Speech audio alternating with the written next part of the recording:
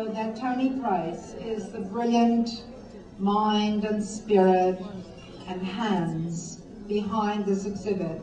And if you haven't spent time with each mask, you're really missing something. You can stay as long as you like afterwards and go and check them all out.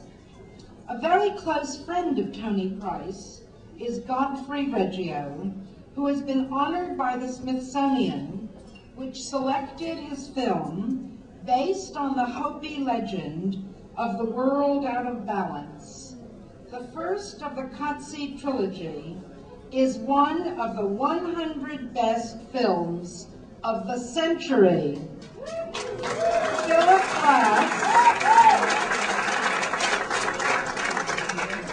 Philip Glass, who is Reggio's collaborator, has composed the music for all of Godfrey Reggio's films. Godfrey? Tony Price, in his fullness, without exaggeration, for me, is a dead man talking, a dead man walking. Tony is indeed in his art as vital in his death as in his life. Tony was an artist that did not pursue self-interest. Tony was an artist that sought a truth and used his life on the altar of that seeking. He was a very special guy. For me, Tony was a hero.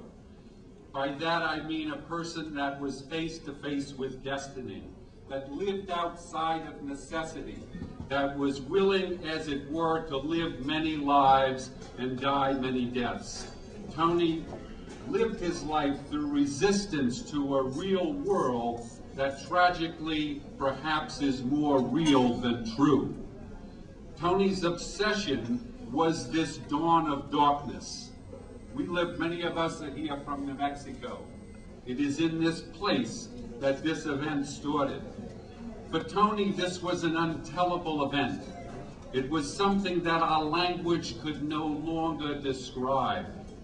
In that sense, he understood that we saw the world through language. So what he did, because his interest was totally to commune with other people about what he considered a black magic that was toxic to life itself, the hydra head of nuclear madness.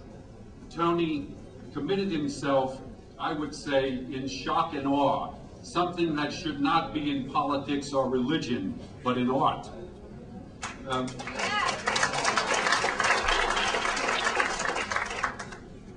Tony took very refined, highly refined metals of genius, of technological perfection, of madness, and transformed these metals into icons of life.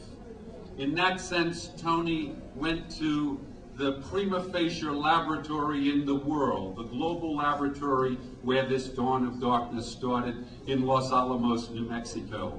And for those of you that have been there, you'll know how ironic it is to put this kind of event in such an unspeakably beautiful place.